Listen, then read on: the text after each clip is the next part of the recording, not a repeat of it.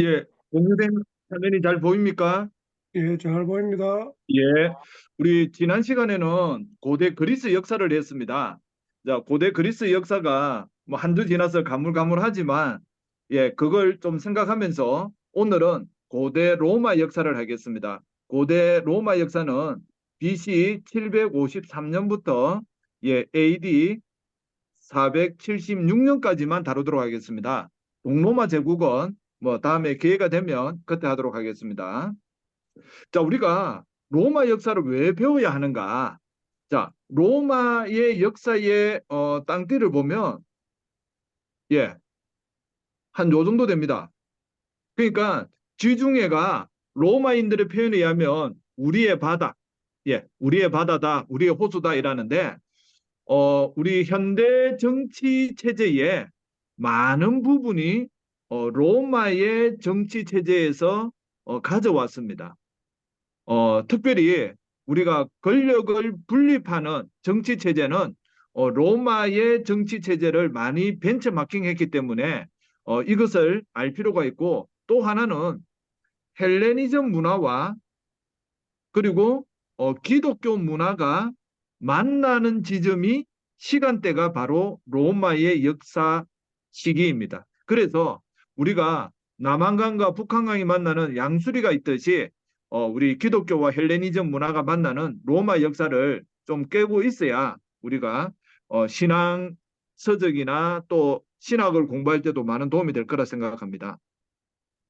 예, 그러면 우리 지난 시간에 이어서 우리 김성우 장로님이 참 작업을 잘해 주셨는데 그 도움을 지금 받고 있습니다. 그리고 또 한 분은 강남대 강경락 교수님의 PPT 파일을 제가 오늘도 참조하겠습니다. 자, 우리 로마 역사가 서로마까지만 하더라도 1200년이 넘는 역사인데, 하지만 그리스보다는 좀 더 구분하기가 좀 편합니다.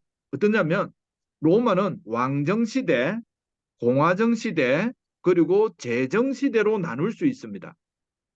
자, 왕정 시대는 BC 753년부터 기원전 509년까지입니다. 약 244년간인데 7명의 왕이 있었습니다. 자, 우리가 244년간인데 7명의 왕이면 한 명의 왕의 제위 기간이 상당히 깁니다. 맞죠? 예, 그런데 실제로는 좀 이따 살펴보겠습니다만 BC 390년에 알리아 전투라는 게 있습니다. 갈리아인들 중에 한 부족이 내려와가지고 로마를 쑥대밭으로 만들어버리고 카피톨리움 언덕 하나 남겨놓고 이제 뭐 결상전해야 되는 상황인데 다른 변수가 있어서 배상금을 이제 받고 돌아갔는데 역사가들은 요 BC 390년 알리아 전투 때 그 앞에 있었던 역사의 모든 기록은 사라졌다고 보는 겁니다. 그러면 우리가 로물루스가 그 자기 상둥이 레무스랑 세웠던 나라라든지, 그 다음에 우리 아이네이어스에 나오는 베르길리우스의 작품에 의해서 트로이 전쟁 이후에 로마가 세워지는 모든 과정은 어느 책을 기반으로 해서 서술되어 있느냐면 티투스 리비우스라는 역사가에서 지어진 로마 건국사, 142권을 지었는데 지금은 40여 권만 전해진 내려오고 있습니다. 거기를 바탕으로 해서 뭐 로물루스라든지 이런 이야기가 나오는 겁니다. 그리고 이 왕정도 1대부터 4대까지는 라틴족과 사비니족이 돌아가면서 왕을 진행을 했으면 통치를 했습니다. 그리고 5대부터 6대, 7대는 에터루리아인 출신의 왕이 나왔기 때문에 로마인들이 볼 때에는 외부인이 통치를 하고 있었기 때문에, 특별히 마지막 7대 앞에 5대와 구분하기 위해서 폭군, 이런 명칭을 붙어가지고 폭군 파르기니우스라는 왕이 이제 쫓겨나는데, 쫓겨나는 결정타는 뭐냐면 자신의 아들 섹스투스가 그 당시 기분이었던 루크레리아라는 여인을 성폭행하면서 이게 이제 공론화되고 그리고 이 여인이 목숨을 끊으면서 이게 이제 사회 문제가 되면서 이 왕정이 쫓겨나는 겁니다. 그 왕정이 쫓겨나고 이제 로마는 어떤 체제로 가느냐면 공화정 체제로 갑니다. 자, 우리가 대한민국 헌법 제1조 1항이 대한민국은 민주공화국이다입니다. 대한민국이 민주공화국이라고 제1조 1항에 선포한 이유는 뭐냐면 우리나라에는 왕이 없습니다를 이야기한다는 겁니다. 그러면 이 공화정 체제로 가는 데 있어서 중요한 역할을 한 사람이 누구냐면 가이사르를 암살한 사람 중에 한 명인 브루투스와 이름이 똑같던 브루투스입니다.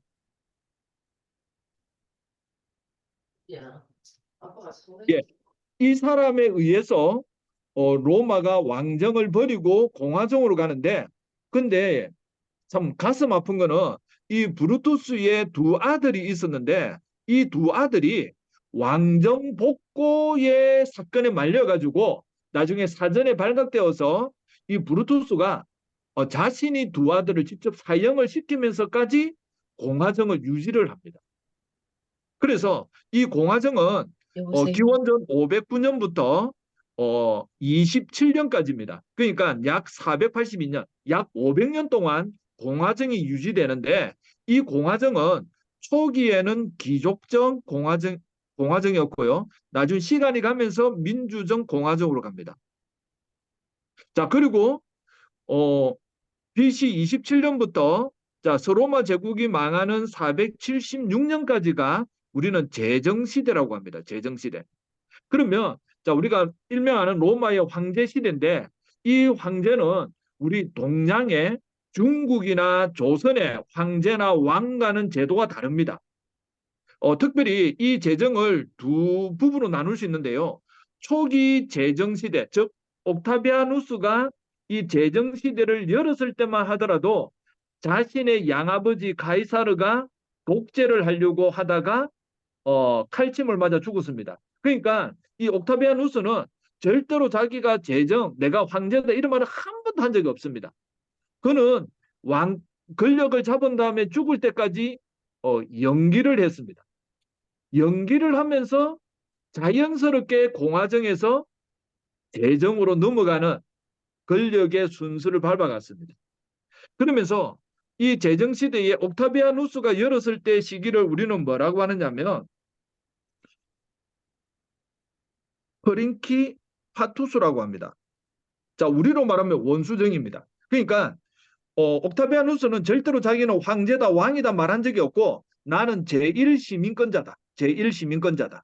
나는 원로원의 제1시민자다.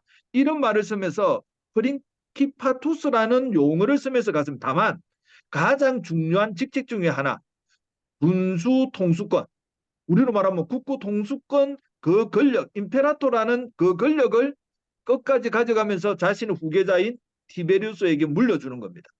자, 그렇게 흘러가다가 중간에 간혹 이 권한을 넘어서는 황제가 나옵니다. 뭐 칼리굴라나 네로나 도미나투스라는 그런 왕들이 나타나는데 이런 왕들은 그 권력을 선을 넘은 순간 암살을 당하고 그리고 무슨 일이 발생하느냐면 기록 말살형 황제가 됩니다. 그러니까 우리 주민등록 주고 나면 말소가 되듯이 모든 기록물에서 만약 네로면 네로라는 이름을 다 지워버리는 겁니다. 역사의 흔적을 지워버리는 겁니다. 자, 그렇게 하다가 기원 후 284년에 디오클레티아누스라는 황제가 등장을 하는데 그러니까 그 앞에 오랜 세월 동안 군인 황제 시대가 있어서 위기의 3세기라고 하는 그 위기를 극복하는 구원투스로 등장한 디오클레티아누스가 어떤 체제를 만드냐면 전제군주정이라고 하는 도미나투스 체제를 만듭니다. 그러니까 우리가 잘 아는 동양의 강력한 군주정과 같은 그래서 이 도미나투스 체제에서는 그동안 공화정의 상징인 원로원 제도가 여기서는 폐지가 됩니다.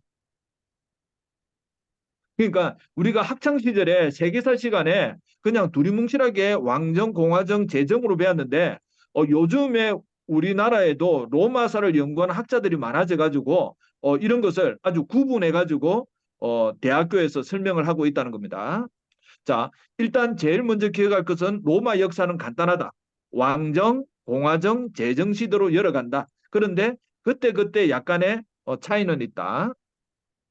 자, 역사 시작은 BC 753년 이탈리아 중부의 라티움 평원에서 티베리스 강을 끼고 7개 언덕에서 로마가 태동을 하는데 그때만 하더라도 도시국가보다 못한 불합국가였습니다. 불합국가에서 도시국가가 되고 BC 272년이 되면 이탈리아 반도를 통일하고 그 다음에 이어지는 호에니 전쟁을 통해서 카르타고에서 이기면서 이제 지중해가 자신들의 호수 바다가 되는 이젠 제국으로 나아가게 되는 겁니다. 그래서 로마가 왕정 시대에 가장 많은 영향을 받은 민족은 누구냐면 에터루리아라는 민족입니다. 이 민족이 도로 건설이나 건축을 잘했거든요. 그걸 벤처마킹합니다. 그리고 종교에 있어서도 많이 벤처마킹을 합니다. 자, 그리고 자, 왕정 시대를 몰아내고 공화정 시대가 될 때에 제일 중요한 것은 뭐냐면 이 공화정에서는 세 가지 정치 기구가 있습니다. 하나는 통령이라는 집정관 제도가 있습니다. 이 집정관은 어, 쉽게 말하면 왕정 제도입니다. 왕정 제도. 그런데 왕은 죽을 때까지 통치하지 않습니까? 요 집정관은 차이가 뭐냐면 1년 단위로 선출을 합니다. 그리고 평민들의 권한을 이야기해주는 민회가 있습니다. 자, 민회는 민주정입니다. 그리고 이 집정관과 민회 사이에 있는 것이 귀족정으로서 원로원 제도가 있습니다. 자, 로마는 무엇보다도 뭘 잘했느냐면 권력 분립을 잘했습니다. 권력 분립.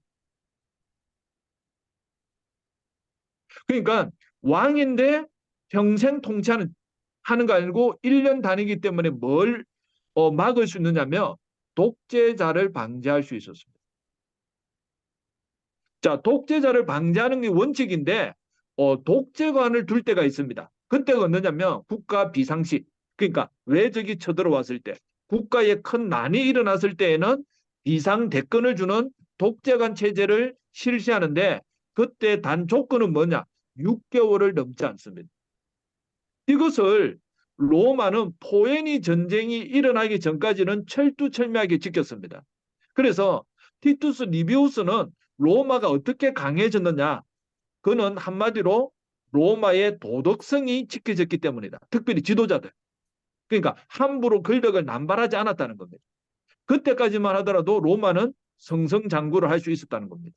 자, 그런데 이 귀족정을 상징하는 원로원은 60세 이상인데 정원이 300명입니다. 하지만 이것이 나중에 어, 비상 대권을 잡았던 술라 시대는 600명까지, 카이사르는 900명까지, 그리고 삼두 정치가 있을 때는 1000명까지 갔다가 다시 옥타비아누스 때 600명으로 낮추어서 원로원을 인정해 줍니다. 자, 요 집정관, 원로원, 민회가 잘 움직이진 것을 보고 그리스 출신의 로마 역사가 폴리비우스는 이 폴리비우스는 실제로 제3차 마케도니아의 전쟁 때 그리스의 기병대 대장이었습니다. 근데 포로가 되고 나서 20년간 로마에 살면서 자신들 그리스가 왜 로마에게 망했을까 열심히 연구했는데 폴리비우스가 내린 결론은 뭐냐면 집정관 제도와 원로원 제도와 민의 제도가 잘 혼합된 혼합 정치 체제였다. 이 정치 체제가 좋았기 때문에 로마가 세계를 제패할 수 있었다고 결론을 내렸습니다. 자, 그러면서 로마의 역사는 투쟁의 역사입니다. 자, 안과 밖이 있습니다. 안으로는 어떤 투쟁의 역사냐면 귀족과 평민의 권력 다툼이었습니다. 귀족과 평민이 자유를 놓고 끊임없이 갈등을 합니다. 그러면 우리가 생각할 때 로마 사회는 귀족과 평민이 갈등을 유발하니까 결국은 무너질까 해야 됐지만 리비우스의 로마사를 10건만 가지고 압축한 사람이 있습니다. 르네상스 시대에 어, 군주론을 지었던 마키아벨리가 있습니다. 이 마키아벨리가 리비우스의 로마사 중에 10건을 가지고 지은 책이 우리 한글 번역으로 로마사 농고라는 게 있습니다. 그 로마사 농고에서 이 마키아벨리는 뭘 주장하느냐면 갈등의 순기능을 인정합니다. 그 갈등을 가지고 로마는 원로원이 평민을 아예 무시하거나 아예 질밥아 버리지 않고 그 갈등을 법이라는 제도를 통해 가지고 보완하면서 역사가 발전했다는 겁니다. 이게 아주 중요한 것 같습니다. 그래서 마키아벨리가 본 거는 이 로마사 농구에 크게 두 가지인데요. 하나는 안으로 자유를 성취하는 건데 갈등의 순기능을 가지고 법률 제도가 계속해서 정비가 된다는 겁니다. 두 번째는 밖으로는 로마가 투쟁의 역사로서 밖으로는 뭐냐면 영토 확장입니다. 그러니까 계속해서 외부로 평창에 갔다는 겁니다. 그중에 그 평창을 하는 데 있어서 중심 세력이 누구냐면 평민이라는 겁니다. 이 평민이 중무장 보병으로서 중요한 역할을 했기 때문에 이들이 계속해서 정치적 파워가 세워지는 겁니다. 자, 그러면서 귀족과 평민이 정치 투쟁이 격화되더라도 이 원로원에서 평민의 지위를 부분적으로 인정하면서 계속 발전해 가는 겁니다. 자, 그런 가운데에 BC 494년에 귀족과 마찰이 있었던 평민들이 로마의 북쪽에 있는 성산이라는 곳으로 피신을 갑니다. 일명 요즘 말하면 파업을 하는 거죠. 자, 로마는 지금 이민족이 쳐들어오면 평민하고 힘을 합해가지고 지금 적을 막아내야 되는데 평민이 우린 그런 거 안 하겠다. 우리는 따로 독립하겠다. 이래 되니까 이 귀족들이 달래가지고 무슨 권한을 주느냐면 호민관 제도를 주는 겁니다. 그래서 평민의 권한을 힘을 실어주는 겁니다. 자, 그리고 로마 최초의 성문법이 기원전 449년에 12표법이 이제 입법이 됩니다. 이것은 부당한 간섭법에 의해서 억압받던 평민의 권리를 보장해주는 아주 중요한 잔재. 하지만 단점도 있습니다. 귀족은 평민하고 결혼하지 못한다. 뭐 이런 단점도 이건 아주 보완됩니다. 그러다가 세월이 흘러서 니키우스 법이 있는데요. 집정관이 2명인데 그 2명 중에 1명은 반드시 평민 중에서 선출해야 된다는 겁니다. 그리고 토지 소유의 상한선을 정했는데 506에라로 제한하는 겁니다. 그리고 세월이 흘러서 BC 3세기에 되면 호르텐시우스법에 의해서 평민회에서 의결하는 것을 인정을 해줍니다. 그리고 법률적으로는 평민과 귀족이 동등해집니다. 이렇게 로마는 안으로 귀족과 평민 간의 권력 또는 자유투쟁에 있어서 평민의 권한이 점점 세워집니다. 하지만 그리스 아테네와 다른 점은 뭐냐면 그리스 아테네는 귀족이 몰락을 해버렸는데 로마는 그렇지 않고 귀족은 귀족대로 계속해서 힘을 실어갔다는 겁니다. 자, 그러다가 이탈리아 반도가 통일이 됩니다. 자, 안으로는 다시 말씀드리면 귀족과 평민의 정치 투쟁이 있었고요. 대외적으로는 정복사업, 그러니까 영토 확장입니다. 자, 이것이 처음에는 북부의 에트루리아, 그리고 갈리아인, 그리고 중부의 삼리다족하고 라틴족, 그리고 남부에 있었던 그리스 식민 도시들을 다 제압하면서 BC 272년에 이탈리아 반도를 통일을 합니다. 자, 통일을 하면서 했던 일은 뭐냐면 도로망을 정비합니다. 로마를 중심으로 우리 대표적인 것이 아피아 가도죠. 그리고 이웃 나라들과는 협력 관계를 하는데 이 로마가 이탈리아 반도를 통일한 다음에 내세운 정책은 자치도시, 동맹도시, 식민도시로 구분해 가지고 통치를 했습니다. 근데 이것이 요 BC 390년이 알리아 전투입니다. 이 알리아 전투를 통해서 우리가 알 수 있는 것은 앞에 로마의 모든 역사의 기록은 사라졌다는 겁니다. 이 포에니 전쟁이 로마 역사의 터닝 포인트가 됩니다. 이제 더 이상 도시국가, 쫓겨난 국가가 아니라 이제 앞으로 제국으로 발돋움을 하는데 이 포에니 전쟁은 로마와 카르타고의 전쟁입니다. 그런데 카르타고가 누가 식민 도시로 건설한 도시냐면 페니키아인들이 건설한 도시입니다. 그래서 포에니 전쟁이란 말을 쓰는 겁니다. 원인은 시칠리아 섬 때문입니다. 이 시칠리아에 시라쿠사라는 나라가 있는데 여기에서 내란이 일어나면서 용병대장은 로마에게 구원을 요청하고 시라쿠사 당국에서는 카르타고에게 군대 요청을 하면서 충돌이 일어납니다. 이게 1차 포에니 전쟁인데 BC 264년부터 241년까지였습니다. 초반에는 로마가 고전을 면치 못합니다. 왜냐하면 카르타고의 해군이 강했기 때문에. 그런데 로마는 전쟁의 역사였습니다. 피해의 역사였는데 로마는 전쟁에 지면서 뭘 하느냐면 승리의 기술을 개발합니다. 자, 로마는 아예카테스 해전에서 승리하면서 1차 포니 전쟁을 이기는데 그들이 했던 전법은 뭐냐면 로마도 해군을 양성한 다음에 배에다가 다리 같은 걸 만들어 가지고 저 배가 있으면 이 다리를 내려서 해전을 육전처럼 전쟁을 해버리는 겁니다. 그래서 로마가 카르타고에 이깁니다. 그리고 이 시칠리아 섬을 확보한 다음에 최초로 이제 속주 정치 체제로 갑니다. 즉 그러니까 총독을 파견해서 공물을 가져온다는 겁니다. 자, 2차 포에니 전쟁은 BC 218년부터 201년까지인데 우리가 잘 아는 한니발 장군의 전쟁이었습니다. 자, 이 한니발 장군은 개인적으로는 아주 불우한 장군입니다. 왜냐하면 그가 어릴 때부터 자기 아버지한테 넌 앞으로 로마를 복수해야 된다. 그걸 계속 심어주거든요. 그래가지고 지금의 스페인, 에스파냐, 히스파니아에 그 광산을 개발해가지고 거기서 나온 자금을 가지고 용병을 삽니다.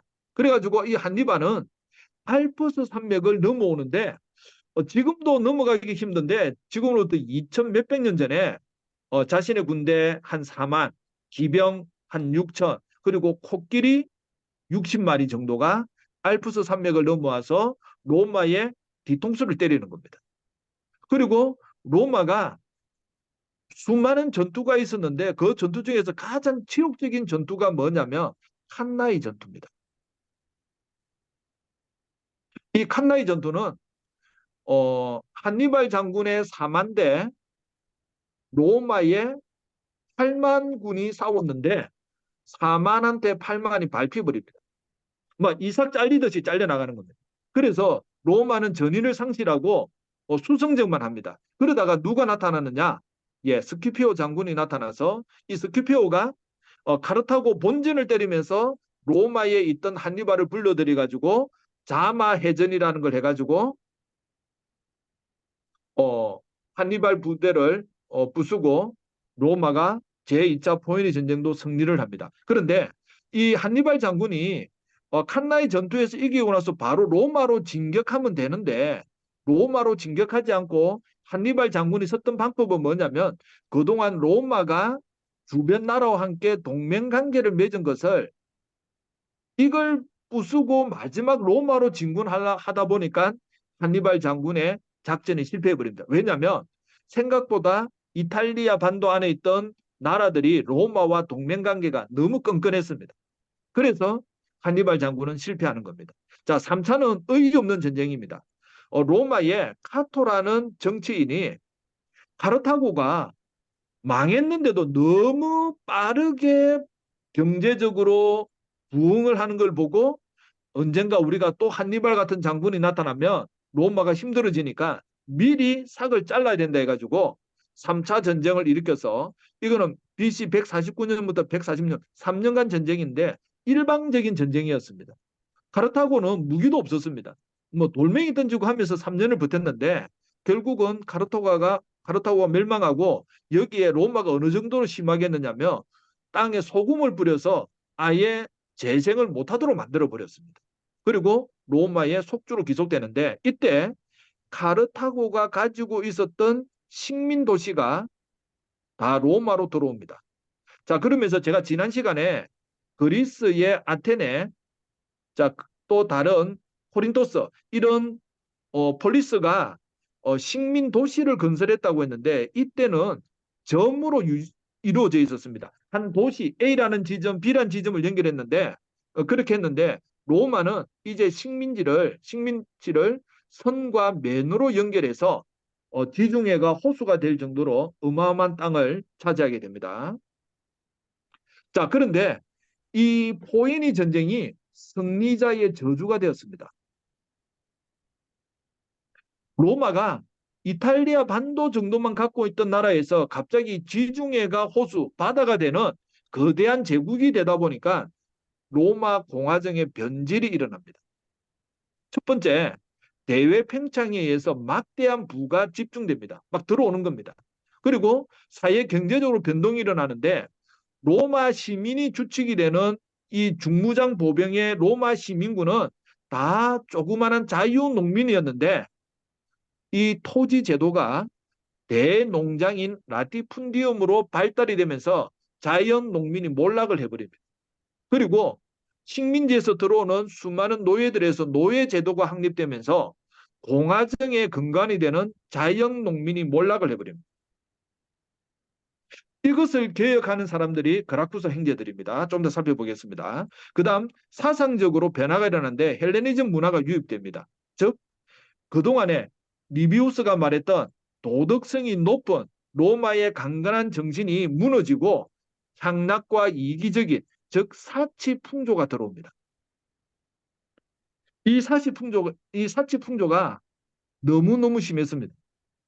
그 다음 정치적 변화는 금권 과두 정치. 그러니까 앞에 있던 귀족 출신이 있었던 반면에 이제는 노빌리스라는 새로운 귀족인 벌족이 형성됩니다. 그리고 평민회는 중소농민의 몰락으로 약화되어서 이제는 평민회와 벌족의 대립이 더 심화됩니다. 자, 그러면서 이 서쪽 지중해가 포에니 전쟁이었다면 동지중해에는 헬레니즘 세계와 싸우는 마케도니아 전쟁이 있었습니다. 이거는 1차부터 4차까지 있었습니다. 그런데 1, 2차는 싱겁게 끝났습니다. 근데 3차는 그리스 연합군과 싸우는 거였습니다.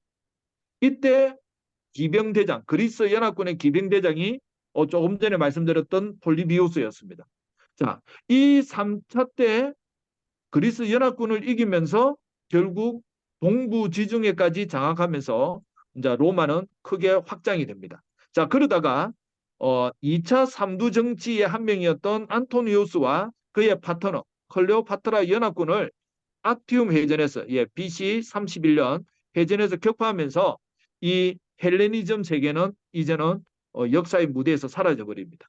그리고 이제 지중해 세계가 통일되면서 로마는 도시국가에서 세계 제국으로 성장하고 농업국에서 상업국으로 전환을 합니다. 자, 그러면서 조금 전에 말씀드린 대로 승리자의 저주에 의해서 경제적 변화, 정치적 변화에 의해서 이 그라쿠스 형제들이 개혁을 하는데 그라쿠스 형제는 누구냐면 스키피오 장군의 외손자들입니다.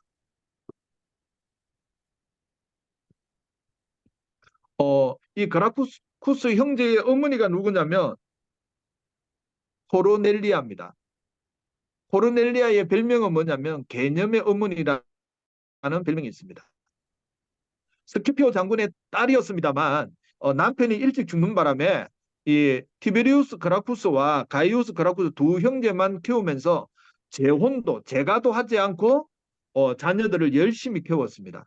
자, 그러면서 이 코르넬리아는 다른 명문가 귀족 부인들과 이야기를 할 때 귀족 부인들이 헬레니즘의 그리스에서 온 사치품을 자랑할 때 자신은 자신의 두 아들을 자랑하는 개념 있는 어머니였다는 겁니다. 자, 먼저 티베리우스 그라쿠스는 뭘 주장하느냐면 토지 개혁을 주장합니다.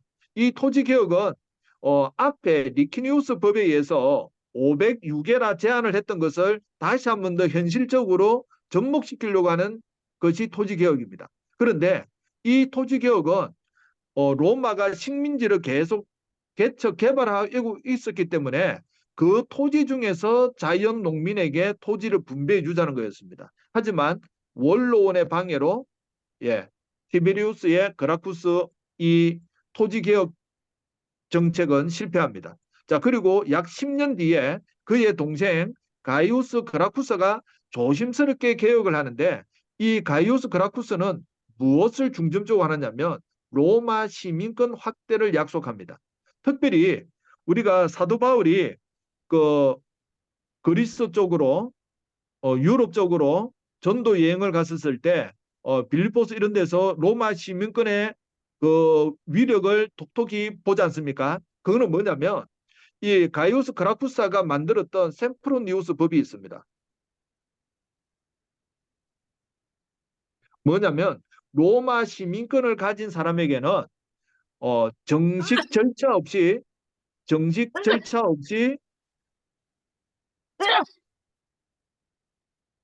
재판이나 구금, 폭력 이런 것을 하지 못하도록 만들어 놓았습니다. 그것을 가이우스 그라쿠스가 만들었는데 사문화되어 있다가 언제 이것이 효력을 발휘하냐면 카이사르가 정권을 잡으면서 70년 뒤에 카이사르가 정권을 잡으면서 이 법이 다시 실제 사회에서 통용이 되었고 이것이 나중에 네. 사도 바울이 전도할 때 아주 유익하게 활용을 했습니다. 그런데 이 가이오스 그라쿠스도 역시 원로원과 대립하는 가운데에 방해로 자살로 끝이 납니다. 그래서 이 그라쿠스 형제의 개혁은 실패했습니다만 나중에 70년 뒤에 카이사르가 이 개혁했던 모든 내용을 다 수용을 해서 실제 로마에서 통용되는 법으로 진행이 됩니다. 자, 그리고 전쟁의 발발과 노예의 반란은 대표적인 것이 스파르타쿠스의 난입니다. BC 73년에서 71년에 일어났는데요. 처음에는 수십 명의 금투사들이 일어난 난이 나중에는 10만이 넘는 대군으로 이제 커졌습니다. 그래서 삼두 정치 3명 중에 한 명이었던 크라수스가 진압 사령관이었는데 이때 바로 진압이 안 되니까 로마 군대의 군기 중에 가장 센 걸로 이 스파르타쿠스 난을 진압하는데 어떻게 하느냐면 1번부터 10번까지 부르면 10번에 걸리는 군인은 적결 처분을 당합니다. 한날 전투에서 지면 1, 2, 3, 4, 5, 6, 7, 8, 9, 10 죽이고 하니까 이 로마의 군대가 다시 정비를 해가지고 이 스파르타쿠스의 난을 진압을 하고 6천 명을 아피아 가도에 10m 간격인가 1m 간격으로 목을 걸어놨다는 겁니다. 두 번 다시 이런 노예들의 반란이 일어나지 않도록.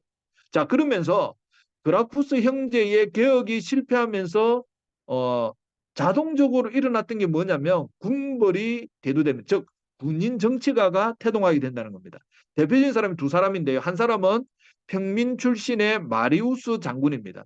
또 한 명은 벌쪽파, 귀족을 대변하는 술라가 태동을 하는데 마리우스의 부관이 술라입니다. 하지만 마리우스는 아주 중요한 로마 군대의 체제를 개편하는데 로마는 그전까지는 로마의 시민이면 자신의 재산을 가지고 투구나 칼이나 모든 장비를 마련해서 전투에 참가했습니다. 그런데 이 자연농민이 몰락을 하니까 더 이상 군대 지원자가 없는 겁니다. 그래서 마리우스가 7번의 집정관을 했거든요. 그러면서 군대를 개혁하는데 어떻게 하느냐면 이제는 60만 건강하면 국가에서 모든 풀세트를 다 마련해 주는 겁니다. 그러니까 어떤 문제가 발생하느냐면 이 마리우스 장군을 추종하는 세력이 등장하는 겁니다. 그리고 그의 반대였던 술라가 마리우스파를 제거하고 정권을 잡으면서 마리우스가 했던 정책을 다시 원점으로 돌리는데 그렇게 한 이유는 뭐냐면 술라는 원로원의 귀족의 대변자였기 때문에 그렇게 되는 겁니다. 자, 우리 천하의 카이사르가 술라가 정권을 잡았을 때 한날 불려갑니다. 현재 네 아내와 이혼해라. 내가 정한 여자와 결혼을 해야 된다. 그때 카이사르가 예 했을까요? 노 했을까요? 노 했습니다. 그때부터 카이사르는 생사의 갈림길에서 살기 위해서 그리스로 도망을 갑니다. 술라가 나중에 권력에서 놓을 때까지. 그리고 이때 카이사르가 그리스 쪽으로 그러니까 도망 생활을 하다가 해적들에게도 잡힌 적이 있습니다. 이때 이런 일화가 있습니다. 해적이 카이사르를 잡았는데 어, 우리나라 돈으로 좀 그냥 계산하겠습니다. 이에 현상금이 그냥 몸값으로 한 1,000만 원 정도를 불렀습니다. 그러니까 카이사르가 뭐라 카노? 나는 1,000만 원짜리가 아니다. 나는 1억짜리다. 그러니까 이 해적단들이 갑자기 이 카이사르 몸값이 비싸니까 이제 먹을 것도 잘 주고 잘 대우를 해주는 겁니다. 그리고 카이사르의 몸종이 그 가까운 귀족 집안을 찾아가 가지고 몸값인 1억의 현상금을 주고 풀려나도록 합니다. 그리고 그날 밤에 이 해적들이 목돈을 마련했으니까 부으라 마시라고 있을 때에 카이사르가 다시 그 해적 그 소굴로 들어가서 해적들을 무찌르고 자신의 몸값 1억을 되찾아가지고 자신에게 빌려주었던 귀족에게 줬다는 일화가 있습니다. 그러니까 이때 그러니까 포에니 전쟁, 마케도니아 전쟁 이후에 옥타비아누스가 정권을 잡을 때까지 지중해 연안에는 가장 골칫거리 중에 하나가 뭐냐면 해적의 출몰이었습니다. 해적들이 덕시덕시 됐다는 겁니다. 자, 그러면서 이제 삼두 정치가 시작되는데 1차 삼두 정치는 폼페이우스, 크라수스, 카이사르입니다. 자, 폼페이우스는 술라에게 아부했기 때문에 20대 초중반부터 권력을 잡았습니다. 우리가 방금 말씀드렸던 해적 소탕을 한 장본인입니다. 그래서 이 폼페이우스에게는 칭호가 마그누스라는 칭호가 붙었습니다. 왜냐하면 이 지중해 연안의 해적들을 소탕하는데 3년간의 권력을 가졌는데 90일 만에 해적들을 다 소탕해 버립니다. 그래서 남은 기간 연장하려고 어떻게 했느냐? 이스라엘 땅에 들어와서 이스라엘 그 왕국을 무너뜨리고 집권하게 되는 겁니다. 그다음 크라수스는 가진 게 돈밖에 없는 친구였습니다. 그러니까 요즘 말하면 아파트 임대업을 해가지고 떼돈을 버는 재벌이었습니다. 그런데 이 크라수스의 돈을 누가 많이 썼느냐? 카이사르가 많이 썼습니다. 카이사르가 이 집정관이 되거나 조영관이 되려면 공익 사업을 많이 해야 됩니다. 도로를 건설해 준다든지 극장을 씌운다든지 그래야 되는데 자기는 돈이 없으니까 크라수스의 돈을 빌려가지고 인심을 얻어가지고 나중에 처음으로 집정관이 됩니다.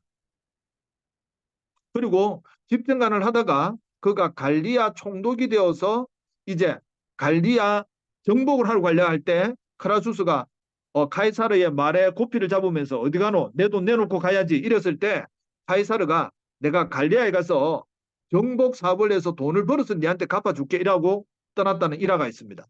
자, 그런데 이 폼페이우스, 크라수스, 카이사르 중에 제일 먼저 죽은 사람이 BC 53년에 크라수스가 파르티아 왕국 원정을 갔다가 전사를 합니다. 이 사람이 동방에 가서 파르티아 원정을 가서 원정을 해야 되는데 거기 가서도 뭐 했느냐면 돈놀이를 했다는 겁니다. 그래서 크라수스가 죽자 폼페우스와 카이사르는 자신의 딸을 갖다가 폼페우스에게 결혼을 시켰는데 장인과 사이 관계인데 자신의 딸이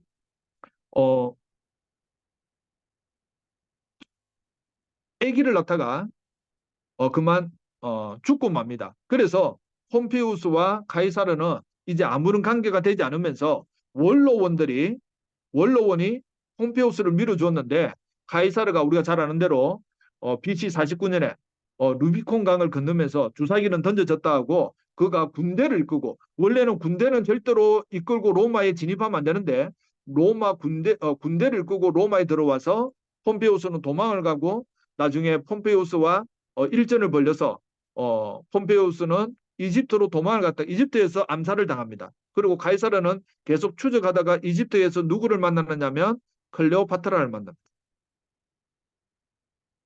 클레오파트라를 만나서 어, 사랑에 빠지고 하지만 카이사르는 사랑에는 빠집니다만 로마의 이익에는 손해가 가지 않도록 했습니다. 그런데 그 뒤에 자신의 부관이었던 안토니우스는 클레오파트라와 사랑에 빠지면서 로마의 이익을 이 클레오파트라에게 다 주고 맙니다. 자, 그러면서 이 카이사르는 이제 집권을 한 다음에 10년간 통영 집정관직을 하고 나중에는 예, 종신 집정관이 됩니다. 자, 그러면서 카이사르는 원로원과는 의논을 하지 않았습니다. 소통을 하지 않았습니다. 소통을. 이것이 카이사르가 44년 기원전 44년 3월 15일 날 원로원 회의장 앞에서 어, 브루투스와 카시우스와 같은 암살단에 의해서 21번의 칼침을 맞으면서 암살을 당하고 맙니다. 자, 원래 카이사르는 관용 정책을 많이 베풀었습니다. 관용 정책을 많이 베풀었는데 이 브루투스에게도 나중에 유언장이 공개되는데 자신의 재산이 일부가 상속되도록 만들어 주었습니다. 자, 2차 3부 정치는 예, 카이사르가 암살된 후 옥타비아누스, 안토니우스, 레피두스인데 자, 레피두스는 그냥 형식상으로 넣어놓은 거고 실제로는 옥타비아누스와 안토니우스의 싸움이었습니다. 이때 옥타비아누스는 19살이었습니다. 안토니우스는 38세였습니다. 그리고 카이사르의 부관 출신입니다. 그리고 집정관도 하고 있었고요. 그러면 그 당시 모든 권력은 안토니우스에게 돌아갈 수밖에 없는 판이었는데 19살밖에 되지 않은 옥타비아누스가 카이사르가 남겨놓은 유언장 한 장을 가지고 나중에 천하를 제패하게 됩니다. 제일 먼저 이 2차 3두 정치에서 행했던 일은 뭐냐면 카이사르를 암살했던 브루투스와 카시우스를 제거하는 거였습니다. 그리고 나서 로마 영토를 3분하는데 옥타비아누스는 로마를 중심으로 해서 서쪽을, 안토니우스는 로마를 중심으로 해서 동쪽을, 레피두스는 아프리카를 통치하기로 약속을 합니다. 그러면서 옥타비아누스는 안토니우스에게 자신의 누나를 주어서 결혼하게 합니다. 그런데 3년 뒤에 안토니우스가 클레오파트라와 결혼하기 위해서 누나와 이혼을 하는 바람에 둘이는 이제 정전 관계가 되고 악티움 해전이 벌어져서 옥타비아누스가 이기게 되는데 원래 카이사르는 이 옥타비아누스를 양자로 삼으면서 옥타비아누스가 장점과 단점이 있다는 걸 알았습니다. 장점은 정치 구단이라는 겁니다. 근데 단점은 뭐냐? 전쟁 수행 능력이 없습니다. 하나도 없습니다. 어느 정도냐? 몸이 너무 약해가지고 이 옥타비아누스가 말도 잘 못합니다. 오래. 그래서 장거리 여행을 하면 가마를 타거나 수레를 타야 했습니다. 그래가지고는 고대 전쟁에서 지휘관 역할을 하지 못하지 않습니까? 그리고 늘 위가 약해가지고 조금만 가면 뭐 감기가 걸리든지 설사를 하든지 어쨌든 몸이 좋지 않은 고글고글했습니다. 그런데 옥타비아누스는 몇 살까지 사느냐? 75세까지 삽니다. 그래서 약 40 몇 년간 장기 통치를 했기 때문에 로마가 공화정에서 제정시대로 넘어가게 되는 겁니다. 그러면 이 옥타비아누스의 단점, 전쟁을 수행할 능력이 없는 것을 어떻게 카이사르가 보완을 해주느냐면 옥타비아누스와 동갑내기인 천민 출신의 아그리빠를 붙여줍니다. 이 아그리빠가 군사 천재였습니다. 이 악티움 해전에서도 모든 작전 전술을 다 짜가지고 승리한 다음에 모든 영광은 죽은 옥타비아누스에게. 자, 그래서 옥타비아누스가 천하를 손에 넣은 다음에 자신의 하나밖에 없는 딸을 귀족 청년과 결혼을 시켰는데 이 귀족 청년이 오래 못 살고 죽습니다. 그래서 자신의 딸을 누구와 결혼을 시키느냐면 재혼을 시키느냐면 자신의 친구이자 후계자로 삼은 아그리빠를 자신은 개걸개걸한데 몸이 약한데 아그리빠는 몸이 아주 좋으니까 자기보다 더 오래 살 거라 생각한 겁니다. 그런데 웬걸요? 아그리빠가 40대 중반에 요절을 합니다. 그리고 이 딸을 세 번째 결혼을 시키는데 누구냐면 자신의 어붓 아들인 티베리우스와 결혼을 시키는 거예요. 그래서 권력을 티베리우스에게 물려줘요.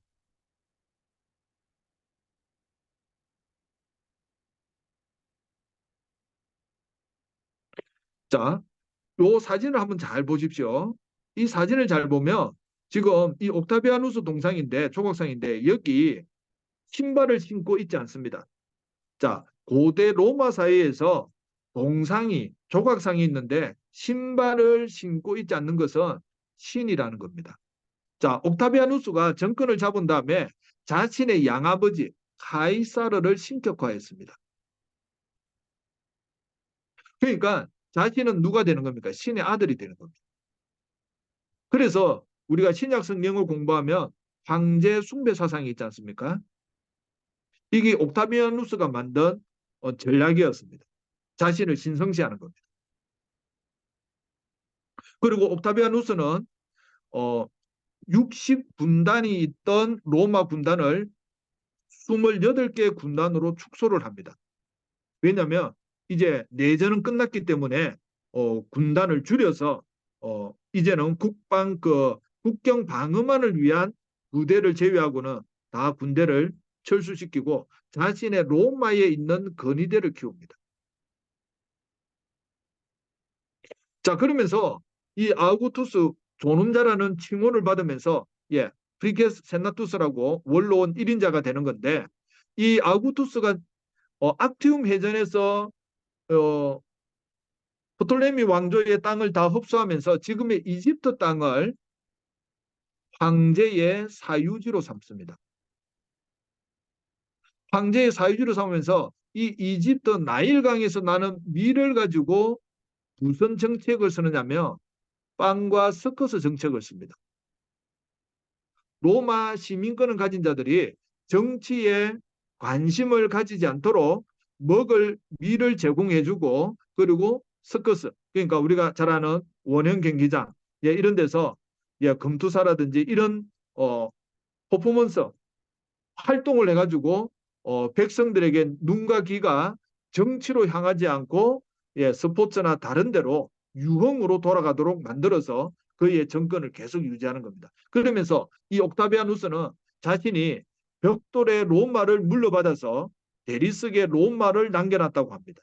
그리고 그가 마지막 죽으면서 했던 말은 뭐냐면 내 연기 어땠느냐.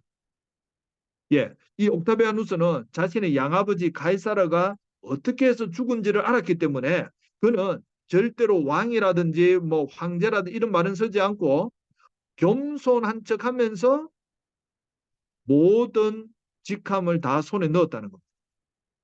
그러니까 가이사르가 잘 본 대로 정치 구단이었습니다.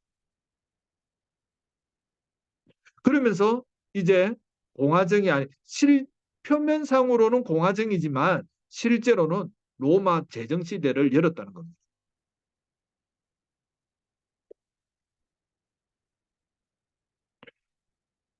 아우구스트 통치를 보면 사병화 방지를 위해서 연금제를 실시하고 토지를 분배해 줬습니다. 특히 은퇴 군인들에게 그리고 시민을 위한 각종 시설 건설, 빈민들에게 곡물 이게 아까 제가 말씀드렸던 빵과 서커스로 정책을 펼쳤습니다. 그리고 속주에 대한 관용책을 펼칩니다. 그리고 로마의 평화 시대를 열었습니다. 자, 로마의 평화 시대, 팍스 로마냐라고 하는데요. 이 팍스 로마냐는 아우구투스 그러니까 옥타비아누스 때부터 해가지고 오현제 시대가 끝나는 180년까지 AD 180년까지 약 200년간을 로마의 평화 시대라고 합니다. 자, 그러면서 아우구투스 옥타비아누스 다음에 티베리우스 다음에 칼리굴라 그리고 어, 클로디오스 그리고 네로까지를 한 가문이라고 합니다. 그리고 네로 사후에 내전이 일어났다가 베스파니아누스가 정권을 잡으면서 플라비우스 가문이 정권을 잡는데 베스파니아누스 다음에 티투스 그리고 도미티아누스 이 도미티아누스가 권력을 마음대로 행사해서 죽었기 때문에 기록 말살형이 되면서 이제 오현제 시대가 열리는데 원로원의 60세가 넘은 네르바가 황제로 옹립이 됩니다. 그런데 이 네르바가 잘한 일은 뭐냐면 자신의 자식이 없었기 때문에 양자에 의해서 트라이아누스를 황제로 옹립시킨 겁니다. 자, 이 트라이아누스는 히스파니아누스 속주 출신의 최초의 황제입니다. 그리고 트라이아누스 때 영토가 최대 판도가 됩니다. 그리고 그의 또 양아들인 하드리아누스, 이 하드리아누스의 양아들이 안토니우스 피우스인데 우리 로마 세망사를 지었던 에드워드 기버는 제일 첫 장이 안토니우스 피우스 시대를 공개하면서 아무런 사건은 일어나지 않았던 평화로운 시기였다고 시작을 합니다. 그리고 그의 양자 마르쿠스 아울렐리우스, 철인 황제죠. 여기까지가 오현제 시대입니다. 그런데 안토니우스 피우스 시대 때는 뭐 내전도 그다음에 이민족 침입도 역병도 없었는데 마르쿠스 아울레우스 시대 때는 역병 그리고 이민족의 침입이 많았습니다. 그래서 이 마르쿠스 아울레우스는 그 황제 시절의 절반 이상을 국경 지방에서 이민족과 싸우는데 시간을 할애했습니다. 그리고 마르쿠스 아울레우스의 아들에게 코모도 두스에게 황제권이 넘어가면서 이제 몰락의 길로 갑니다. 자, 원래 옥타비아누스가 영토를 국경을 정해줬는데 라인강과 다뉴브 강으로 정해줬는데 이 트라이아누스 황제는 그 강을 넘어서 여기를 확보를 했습니다. 그것이 나중에 로마 국경 방어에 엄청난 위기가 초래됩니다. 왜냐하면 이 라인강과 다뉴브 강을 통해서 물자를 수송하고 국경을 수비해야 되는데 여기를 넘어가니까 한 번씩 게르만족이나 이민족에 의해서 엄청난 군대가 몰살을 당하는 경우가 있었습니다. 그래서 나중에 다 철수를 합니다. 자, 로마 제국이 이제 붕괴되기 시작합니다. 첫 번째는 사회의 경제적 변화가 일어나는데요. 건전한 경제 기반이 이제는 마비가 됩니다. 자본이 토지에 투자되어서 군사 목적 만들어진 도로가 유통에 장애가 됩니다. 그리고 국가 재정의 악화로 화폐 경제가 쇠퇴합니다. 그리고 동방으로부터 수입된 금은 유출이 증가합니다. 그리고 대외 진출이 이제 영토 확장이 안 되니까 노예 공급이 중단되면서 소작제가 도입됩니다. 자, 그러면서 군인 황제 시대가 열리는데 이 군인 황제 시대는 50년간 약 25명의 왕이 있었습니다. 그러니까 재위 기간이 2년이 넘지 않는 겁니다. 자, 속주의 군단들이 옹립한 군인 황제들이 이제 실권을 장악하는데 원로원을 누르고 황제의 폐립을 단행합니다. 그러니까 정치적 혼란이 발생하는 거죠. 그리고 무정부 상태는 게르만족의 침입을 야기합니다. 그리고 사회, 경제, 정치적으로 혼란하니까 교역이 방해를 받고 무거운 세금과 강제 노동, 인플레이션, 화폐 가치 하락으로 신비주의 사상이 또 유행을 합니다. 자, 그러다가 디오클레티아누스가 AD 285년에 등극을 하는데 로마의 구원투수였습니다. 자, 원로원을 폐지하고 공화제 요소를 없애면서 동방적 전제 군주정 도미나투스 체제를 확립하고 광활한 영토를 4분해 가지고 2명의 정황제와 2명의 부황제를 둡니다. 그러니까 아우구투스 서로마 동로마의 정황제를 두고요. 그 다음에 카이사르라는 부황제를 동서 로마에 두어서 4명이 이민족의 침입을 적절하게 잘 방어를 하는 겁니다. 자, 그러다가 콘스탄티누스 대제 때 수도를 로마에서 비잔티움, 나중에 이름을 콘스탄티노플이라고 바꾸죠. 콘스탄티노폴리스라고. 그리고 중앙 집권제를 하고 그리고 그리스도를 공인하는 우리가 잘 알고 있는 밀라노 칙령을 발표합니다. 이게 언제입니까? 예, 313년입니다. 그런데 오늘 제가 이제 말씀드린 것 중에서 하나, 이 밀라노 칙령이 종교 관용령이라고 하는데 과연 이게 맞는가에 대한 역사적 의구심이 든다는 겁니다. 제가 요 강의를 준비하면서 김경현 교수님의 콘스탄티누스 황제와 기독교라는 책을 보다 보니까 이 밀라노 칙령이 요즘은 다른 학자는 밀라노 선언이라고도 합니다.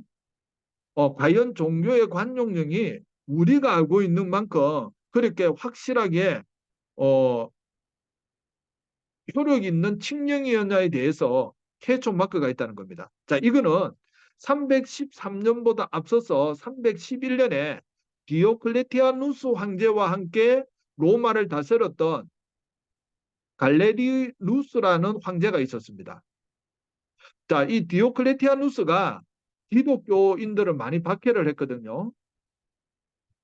그러다 보니까 자기 선배 디오클레티아누스 황제가 기독교인들을 박해하니까 갈레니누스 황제도 기독교를 박해했는데 자신이 몸이 아프고 병이 나고 가족이 병이 나니까 311년에 먼저 갈레니누스 황제가 관용령을 발표합니다. 그리고 그 당시 정황제, 부황제 3명이 여기를 따랐습니다.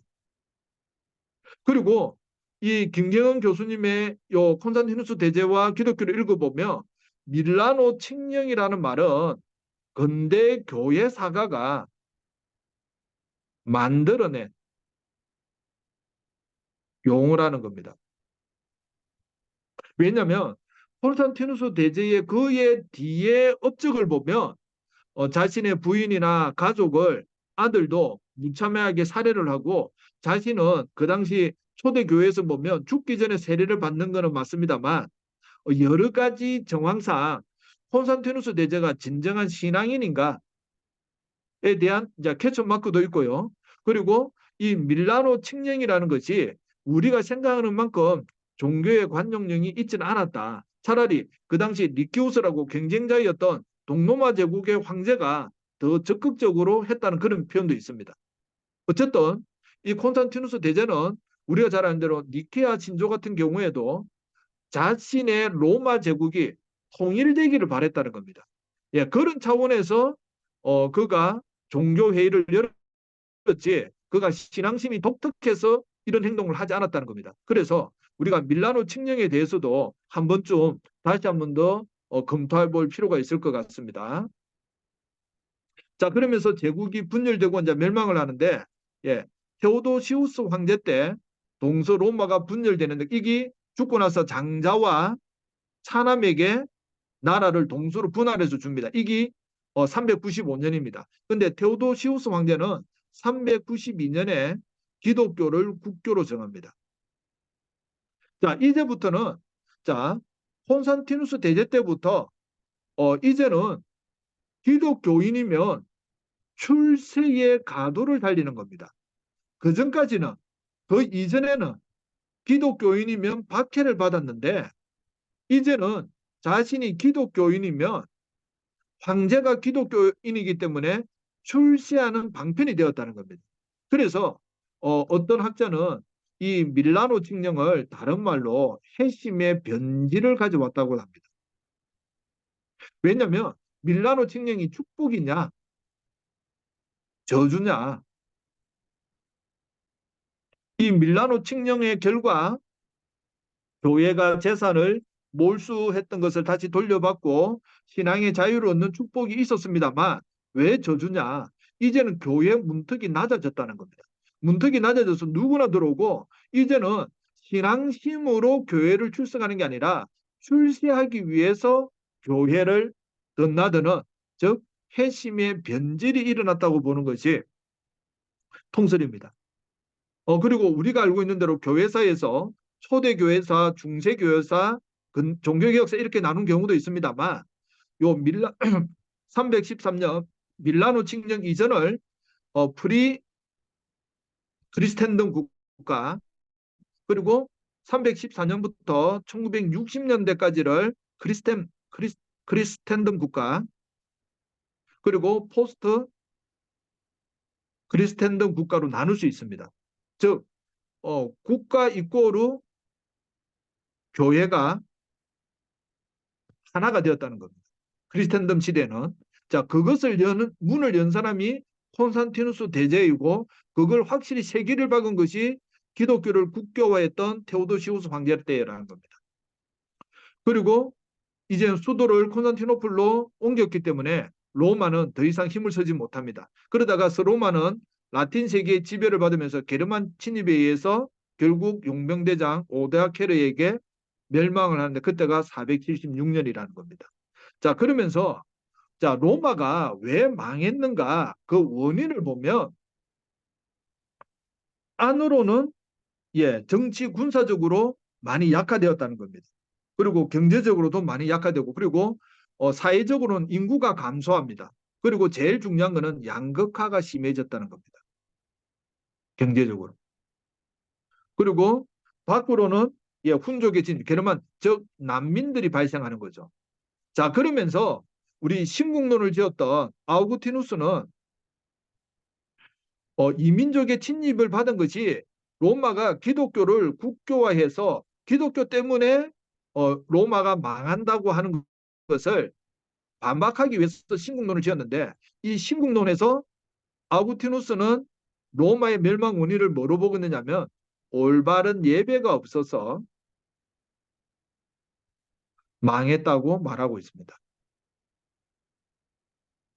그러니까 로마가 서로마 제국만 하더라도 약 1200년이 넘는 나라를 유지했는데, 이 멸망의 원인을, 자, 영원한 나라는 없지 않습니까? 그래서 멸망의 원인을 안과 밖으로 살펴보면서 우리 아우구티누스가 신국론에서 말하고 있는 로마가 망할 수밖에 없는 이유는 로마가 종교 다원주의에 빠지면서 기독교를 정말 받아들였는가 했을 때에 올바로 안 받아들였기 때문에 올바른 예배가 없었다는 겁니다. 그래서 로마가 망했다고 말할 수 있는 겁니다.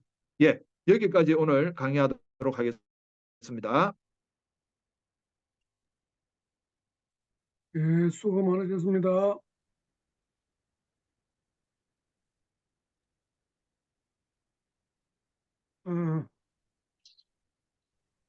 어, 강의 아주 열강을 해주셨는데, 우리가 그 많은 양을 한꺼번에, 그러니까 짧은 시간에 들으려니까, 원래 선지식이 많으면은 더 예, 깊은 예. 이해를 이제 하게 되는데, 선지식이 부족하니까 좀 많은 어려움이 있는 것 같습니다. 좀 이게 좀 의문하는 거라든지 궁금한 게 있으면 좀뭐 질문을 할 분은 좀 질문해 주시면 좋겠고요.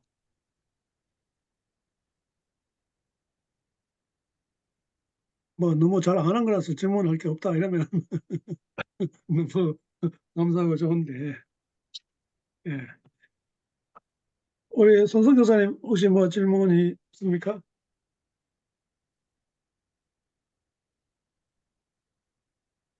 마이크를 좀 켜시고, 예. 예, 그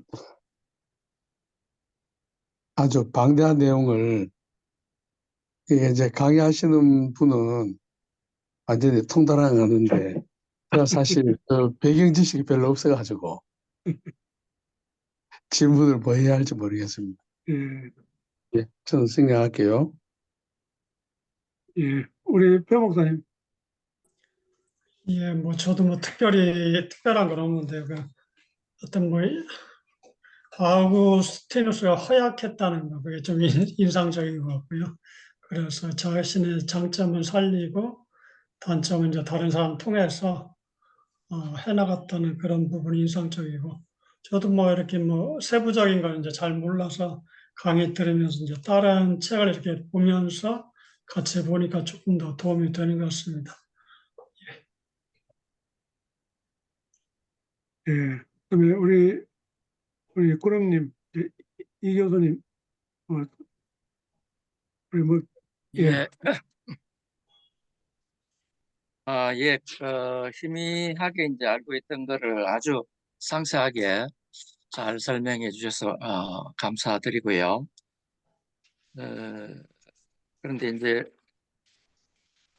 이 로마 역사에서 아마 우리 관점에서 제일 관심을 끄는 건 아마 콘스탄티누스 황제가 아닐까 싶은데, 그런데 이제 이게 참 정치인들은 항상 종교를 뭐 순수하게 받아들이는 적은 뭐 한 번도 없는 것 같아요. 모두 다 자기 이제 정권의 강화, 정치적으로 활용하려고 이 종교를 뭐 인정을 하든 박해를 하든 그래 되다 보니까 이제 콘스탄티누스가 기독교를 이용하기 위해서 공인도 하고 또뭐 요리도 막 만들고 했는데 이게 참 양날의 검인 같아요. 이제 기독교를 그동안에 박해를 해서 공인해 준 거는 참 좋았는데 이걸 또 이제 자기 나름대로 어, 활용을 하려다 보니까 이제 자기가 이제 교황처럼 이렇게 종교에 간섭을 하고 그래서 이거 참 이 콘스탄티누스에 대해서 어떻게 우리 권 목사님은 평가를 하시는지 그거 한번 질문 드리고 싶고, 또 하나는 이 데오도시우스 황제가 이제 기독교를 국교화하는 연대를 보통 380년이라고 하는 것 같아요. 예, 그거도 저도 좀 설명해 주. 교회사를 배울 때, 예, 그렇게 교수님 말씀하시는 것도 배웠고, 예, 제가 또 다른 문헌이나 이런 거 찾아보니까 391년, 92년, 특별히 이제 391년, 92년이 유력한 게, 이제 올림픽 제전도 금지시키고, 테오도시우스 황제가 모든 다른 이제 신전 이런 거는 다 폐지한 게 391년 2년이거든요. 그래서 380년은 좀 아닌 것 같습니다. 그리고 이제 그렇게 되는 이유 중에 하나가 테오도시우스가 신앙이 콘스탄티누스 대자와는 다르게 신앙이 깊은 분이었는데 이분이 반란이 일어났던 요 그리스 쪽에 진압을 하면서 피를 많이 흘렸거든요. 그래서 그 당시 밀라노 주교였던 암브로시우스라는 이 주교가 테오도시우스 황제가 교회에 왔는데 안 받아줬거든요. 왜냐면 다윗 왕처럼 회개하고 들어오라는 거예요. 그래서 이게 나중에 이제 중세로 가면 이제 황제가 세냐 교황이 세냐는 이제 시작이 되는 사건인데 암브로시우스가 강경하게 하고 이분이 또 우리로 말하면 뭐 경남 도지사 정도를 지내다가 갑자기 밀라노 교회에 이제 우리로 말하면 단임 목사가 됐기 때문에 학식이나 뭐 이런 것도 풍부하다 보니까 테오도시우스 황제가 고개를 숙였는데 제가 볼 때는 교수님 지적하신 대로 380년설도 제법 많았습니다. 하지만 일반 역사가 교수도 391년이나 92년을 치는 걸로 많이 보더라고요. 예, 예. 예. 예, 그리고 콘스탄티누스 대제 잠시 말씀드리면 자, 아버지 콘스탄티우스가 부황제 그냥 군인이었다가 나중에 잘 보여가지고 부황제 정황제가 되는데 자신의 어머니는 선술집 딸인 헬레나 여사거든요. 그러니까 헬레나 여사가 이제 믿음이 좋았습니다. 그래서 콘스탄티누스 대제가 어머니 기도 때문인지 몰라도 자신의 아버지가 죽고 나서 군인들에 의해서 황제로 옹립을 해서 나중에 자신의 정적인 어, 자, 이 로마로 진격하기 위해서 밀비한 다리 전투가 있는데 이 밀비한 다리 전투하는 앞에 꿈을 꿨는데 내가 표시해 준 걸로 싸우면 네가 승리할 것이다. 그게 우리가 잘 알고 있는 나바룸이거든요. 키로. 그런 걸 통해서 이제 그가 이기면서 뭐 하나님이 살아 계시다는 체험했다는 그런 말도 있고 그리고 그러면서도 그는 그의 장인, 자기 처남, 그리고 자기 아들, 자기 부인까지도 피를 받거든요. 그래서 가족사가 많이 힘듭니다. 권력을 유지하기 위해서 하다 보니까 그러면서 니케아 공의회 같은 경우에도 자신의 정치적 안정을 위해서 그 종교회를 열어서 아타나시우스파를 손을 들어주지만 나중에 아리우스파의 이론을 더 따라가서 아타나시우스가 6번 내지 7번의 공경에 처하거든요. 자, 그런 걸 봤을 때 콘스탄티누스 대제는 진심으로 신앙인인가 했을 때는 제가 볼 때는 캐치 마크가 좀 붙습니다. 야, 그가 구원받았는지 안 받았는지는 저는 모르니까 그건 잘 모르겠습니다만 정말 테오도시우스 황제에 비하면 신실한 성도는 아니었다라는 그의 업적, 그의 그 행동을 보면 뭐 그렇다는 정도만 제가 말씀을 드릴 수 있을 것 같습니다. 교수님 답변이 됐는가 모르겠습니다. 예, 예.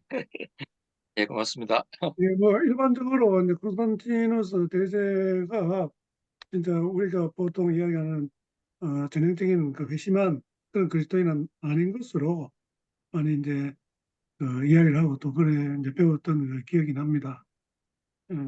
그거는 뭐 하나님만이 이제 아시지만은 예. 이제 여러 가지 상황을 볼 때 이제 그렇게 우리가 이야기할 수밖에 없다 이렇게 이제 생각을 합니다. 우리 굿모닝님이나 베베님은 오늘 뭐 이제 모니터는 안 끄셨는데 이야기하실 형편이 안 되시는지 모르겠습니다.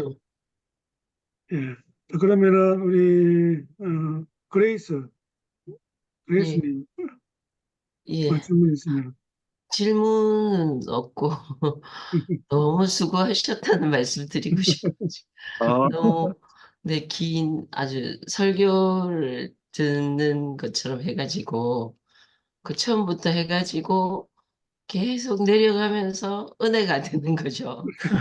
그 뭐 그 옥타비아누스의 그 정치력이 좋은 게 좀 생각을 좀 해보게 되고 거기에 또 쭉 내려가면서 또 뭐 하여튼 듣는 그 부분마다 그 뭐 이렇게 말하면 좀 맞는 거 말로 은혜가 되는 거죠.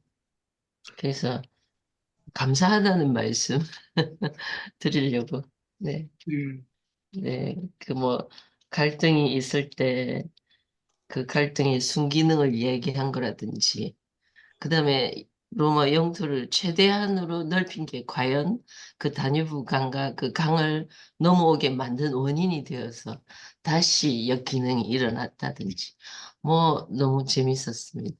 감사합니다. 예, 사모님 감사합니다. 예, 감사합니다. 이게 로마 역사가 워낙 방대하다 보니까 네네. 이게 뭐 하루아침에 할 수 있는 건 아닌데 자, 네, 여기서 그래도 조금 맛을 보시면 또 다른 책이나 다른 강의를 들을 때에 네, 또 조금은 더 나은 상태에서 하지 않겠습니까? 네. 예, 부분 재밌었습니다. 예, 감사합니다. 그리고 카이사르에 대한 평가도 네, 시대마다 좀 다릅니다. 그 19세기에 몸젠이 지었던 로마사는 로마가 그 독일이 분열된 상태였기 때문에 카이사르처럼 로마 제국의 청사진을 보여준 카이사르는 정말 위대한 지도자다. 자, 이렇게 평가를 하는 데가 있고요. 그다음에 제가 이제 그 그라쿠스 형제 개혁 실패부터 옥타비아누스가 이제 제정 시대를 여는 BC 27년까지를 영국의 사학자 사임이라는 분은 혁명사라 하더라고요. 로마 혁명사. 그러니까 그 로마 혁명을 통해서 공화정에서 제정으로 넘어갔다. 자, 그러면서 뭐 타키투스 같은 역사가는 옥타비아누스는 공화정을 가장한 자유의 숨통을 끊어버린 위선적인 정치가다. 예, 그런 표현을 하는 경우도 있고, 예. 그러니까 예, 그 시대에 따라서 그 인물을 평가하는 게 다를 수도 있고, 그 다음에 어떤 역사가가 어떤 관점에 보느냐에 따라서 좀 다를 수 있는데, 지금 우리가 그 로마 건국, 이제 신화 같은 이런 거는 전부 다 티투스 리비우스의 이제 책에 이게 거의 다 소개되고 있습니다. 제가 그 신국론 같은 경우에도 이번에 우리 우재영 목사님이 강의를 한번 해보시라 해가지고 제가 티투스 리비우스 로마사를 읽어보니까 신국론에 있는 문장하고 리비우스 로마사에 있는 문장이 너무 비슷한 겁니다.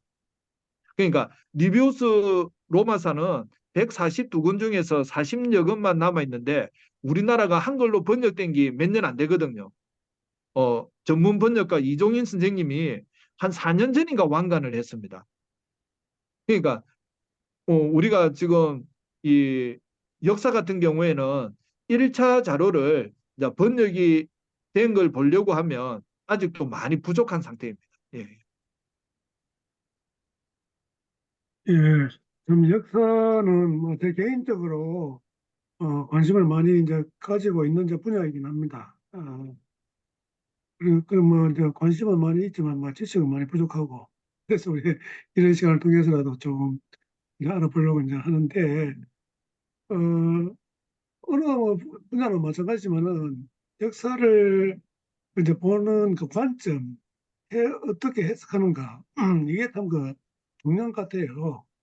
그게 그 역사는 어떤 거기 팩트를 사실 뭐 찾아가는 걸 이제 옛날에 뭐 실정주의를 해가지고 그것을 아주 이제 귀하게 생각했는데 요즘은 이제 또 그렇지 않은 것 같고 그것을 어떻게 이제 이해하고 해석하는가 이게 너무너무 중요한데 로마사를 우리가 이제 이야기를 하다 보니까 또 생각나는 게 시온이 나나미 맞죠? 로마인 이야기를 이제 번역된 게 몇 권인지 모르겠는데 상당수 15건입니다.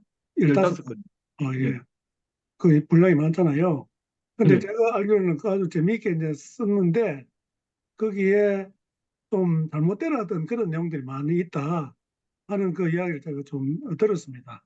그리고 또 역사가로서의 어떤 전문가적인 어떤 이런 그 지식을 가진 게 아니고 그냥 그 남편이 이제 이태리 사람이고 거기서 이제 나름대로 공부하다가 이제 그런 이제 글을 썼는데 그래서 우리가 책을 읽을 때도 이게 누가 썼는가도 중요하지만 얼마만큼 이제 정확하게 법적이면 이제 사실에 가깝게 기록했는가 하는 이게 참 중요한 것 같아요. 그 예, 다음에 또 제가 중요한 예, 예. 시오노 나나미 로마인 이야기를 15건을 다 읽은 사람으로 한 번만 예, 예. 말씀을 드리면, 예. 음, 시오노 나나미는 무신론자입니다. 음, 예, 무신론자다 보니까 이제 또 정통 뭐 역사를 공부한 건 아닙니다만 이분이 일본 귀족 집안 출신이거든요. 귀족 집안 출신이고 일본에서 대학을 졸업한 다음에 이탈리아로 건너가 가지고 이탈리아인하고 결혼을 하면서 어쨌든 몇십 년간 연구는 했어요. 혼자서. 연구도 이제 그리고 유물 유적을 다 살펴보고 그다음에 그 15권도 1년에 한 권씩 해서 15권을 완간을 했거든요. 예, 그래 이제 제가 볼 때는 이분의 자기가 가지고 있는 논리가 로마인 이야기에 다 깨집니다. 한 예를 들면 우리 이제 기독교를 많이 까는데 기독교를 많이 까거든요. 그런데 그 제가 조금 전에 소개했던 옥타비아누스 편에 가서 보면 천하를 제패했던 옥타비아누스가 아들 한 명을 못 낳아가지고 내가 니한테는 정권을 안 준다고 하는 어붓 아들 티베리우스에게 정권을 주게 되거든요. 그러니까 그 시오노 나나미의 논리 전개 방식이 자신이 가지고 있는 무신론을 가지고 있다고 이야기하면서 나중에 글을 서술하는 방식에 있어서는 자기 논리의 모순에 빠지는 글을 적게 됩니다. 자, 그리고 이제 전문 역사가가 볼 때에는 이제 팩트 체크에서 조금 문제가 있다고 보는데 또 하나는 이 시오노 나나미의 통찰력은 대단하다고 저는 생각하거든요. 그러니까 우리가 역사가들이 비역사가가 책을 지으면 지금 뭐 짝퉁이라고 하지만 그러면 그 역사가 보고 그 정도 책을 지어라 하면 못 찍는 거거든요. 그러니까 시오노 나나미가 했던 공은 공대로 인정해 주면서 그의 잘못된 과를 같이 이야기하는 게 좀 더 좋지 않겠느냐는 생각이 들어서 제가 이 말씀을 드리는 겁니다. 예. 알겠습니다. 이제 제가 왜 이 말씀을 드리냐면 그걸 이제 아주 또 재미있게 썼고 또 방대한 양이고 하니까 이제 읽으면은 저 뭐 새로운 것도 있고 뭐 신선한 맛도 있고 이제 그렇게 되다 보니까 그걸 갖다가 액면 그대로 이제 받아들이는 그런 경향이 이제 많고 이제 그러다 보니까 이제 그걸 잘못된 어떤 그런 부분을 잘 캐치하지 못하고 우리가 이런 입장에서는 사실 모르잖아요. 전문가 볼 때는 아 이거 뭔가 잘못됐는데 이렇게 다 눈에 띄지만 우리가 이제 성경을 볼 때도 이제 그런 경우가 많이 있는데 우리가 뭐 그냥 뭐 내가 뭐 이제 신학을 했다 안 했다 이걸 떠나가지고 신학적인 어떤 깊은 어떤 이해가 있는 하에서 성경 본문을 볼 때 이제 해석하는 거하고 또 그렇지 않고 그냥 주워 듣고 그냥 별로 상호하지 않고 공부하지 않은 상태에서 그 본문을 보고 이제 이해하고 해석하는 거하고 이제 분명한 어떤 차이가 있고 또 잘못된 어떤 해석을 할 수 있는 이런 부분이 있기 때문에 이제 좀 높아심에서 이제 말씀을 이제 드린 겁니다. 우리 편 목사님 이야기하실 수 있는 것 같은데. 예, 오늘 강의 들으면서 전반부는 잘 모르겠는데 후반부는 그 세계사의 정석 내용하고 많이 유사한 것 같아 보니까 제가 이제 강의 들으면서 책도 이제 고들해 봤는데 그 내용하고 이렇게 많이 유사한 것 같고요. 또 아까 뭐 강의 중에서 로마 사람들이 정치인들이 이제 막 빵하고 섞어서 가지고 이제 국민들을 달랬던 그런 부분들. 우리나라도 뭐 예전에 뭐 3S에서 섹스, 스포츠, 또 뭐죠? 스크린, 그걸로 하고 요즘에는 보면은 그 뭐 페미니즘이나 지역 또 뭐 북한과 연관해서 우리나라 이제 그런 거 갖고 이제 정치를 이렇게 해나가는 거 보면 참 정치인들의 그런 사람 심리 파악하는 거는 예, 잘한다. 또 미국 같은 경우에 이제 트럼프가 어떤 자국민 중에서 이제 좀 약한 데를 건드려 가지고 그쪽 이제 표퓰리즘 일으키면서 뭐 이렇게 대통령이 된 그런 일단 그런 부분들에 이렇게 정치인들이 탁월하다는 그런 생각을 하고요. 아까 뭐 공유에 얘기하면서 저 요즘에 그 아담 이브 뱀이라는 그 책을 보는데 거기에서 이제 펠라기우스하고 아우구스티누스 다루거든요. 다루면서 그 아우구스티누스가 교회 공예를 어떻게 이제 그 책 내용에 이제 주는 느낌으로는 어떻게 이용해서 자기의 그 종교적인 힘을 갖는지 그런 부분들 또 콘스탄틴도 니케아 종교 회의하고 개최하고 그런 것이 어떤 신앙심보다는 자기가 이제 정치적으로 종교를 통해서 이제 나라를 규합시켜서 힘을 가지려고 하는 그런 측면에서만 이용했다는 그런 느낌을 많이 받았거든요. 그래 종교에는 종교인으로서 자기의 힘을 갖기 위해서 아우구스티누스는 또 이제 콘스탄티누스 그런 것을 했지 않느냐. 우리가 이제 신학교에서 배울 때는 이제 그게 이제 종교적으로 아주 이렇게 이제 거룩하게 했다는 것을 이제 인식을 하고 이제 배워왔는데 그런 책을 보니까 또 이제 시선을 좀 다르게 갖게 그렇게 만들어주는 내용으로 이렇게 풀고 있더라고요. 그래 다양한 관점에서 이렇게 볼 필요성이 있지 않은가 그런 생각을 해봤습니다. 예. 예, 예, 감사합니다. 사실 최근 뭐 이제 나름대로 이제 객관적으로 특별히 이제 역사책을 쓸 때는 이제 과학적이면 이제 객관적으로 사실을 잘 파악하고 팩트 체크하고 이렇게 하는 게 이제 중요하다고 이제 생각을 하는데 어 이제 그렇지만은 뭐 절대적으로 객관적으로 쓴다는 건 있을 수가 없는 거고 반드시 이제 그 쓰는 사람의 그 이제 어떤 철학이나 어떤 역사 이해라든지 이런 게 다 이제 녹아난다고 보기 때문에 그래서 우리가 특별히 이제 역사서를 읽을 때 역사책을 읽을 때 한 가지 책만 읽어서는 좀 곤란할 것 같고 이제 두루두루 이제 책을 살펴보면서 보다 보면은 이 책은 진짜 조금 비판적으로 참 우리에게 도움이 되는 그런 책으로 서술했구나 이런 걸 조금 이렇게 잘 할 수 있을 것 같아요. 어, 이제 아까 내가 초대에 이야기했지만은 이제 다음 화요일 날 우리 독서 모임 하는 때 이제 쓰는 그 책이 그거잖아요. 김은혜 그리스 로마 신화. 저 그걸 읽어보니까 그 로마 신화, 그리스 로마 신화에서 이제 주는 여러 가지 교훈들. 우리 그냥 어떤 그 팩트만 알아가지고는 뭐 큰 의미는 없잖아요.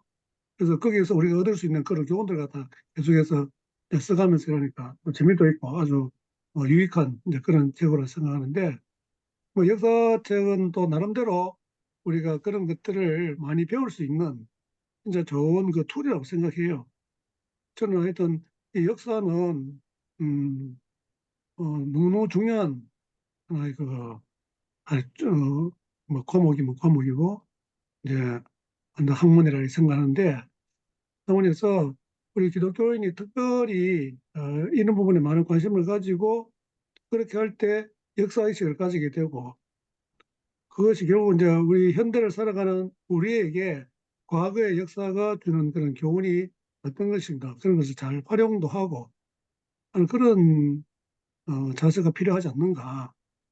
그 역사를 왜 배우는가? 그냥 뭐 연대 배우고 그때 어떤 일이 있어 넣었다 하는 거, 그다음에 so what 이래 되는데 그게 진짜 중요하잖아요. 항상 우리가 지금 실존적인 어떤 존재로서 이렇게 살아갈 때 그런 것들 우리에게 어떤 의미가 있는가. 아까 우리 권 목사님 잘 이야기하셨지만은 그 어느 시대에 그걸 쓰느냐에 따라 가지고도 또 이제 좀 이렇게 달라지기도 하고 이제 여러 가지 어떤 팩터가 이제 영향을 미친다고 이제 보기 때문에 어쨌든 오늘 이제 그 광범위한 내용을 가지고 열정적으로 잘 이렇게 강의 주셔서 너무너무 이제 감사합니다. 그러면은 아까 이제 그 동로마 역사 그거는 따로 한번 할 그런 거기 때문에는 한번 또 그거는 날짜도 다음에 잡으시는 게 만약에 하게 되면 중세하고 연결해가지고 중세. 예, 예. 예, 예, 그래야 좋습니다. 연결 한번 했으면 좋겠고요. 오늘 제가 강의한 내용 중에서 그 밀라노 칙령과 관계되는 김경은 교수의 이제 책은 두꺼우니까 그하고 소논문이 있습니다. 예, 그 예. 소논문하고 그다음에 로마 제국 멸망 원인들 중에서 아까 제가 말씀드렸던 그 아우구티누스의 신국론에는 올바른 예배가 없어서 망했다라는 소논문하고 그다음에 아우구투스가 공화정에서 재정으로 넘어가는 그 상관을 김덕수 교수님 자신의 책을 요약한 소논문 세 편을 우리 단톡방에 올렸습니다. 예, 예. 예.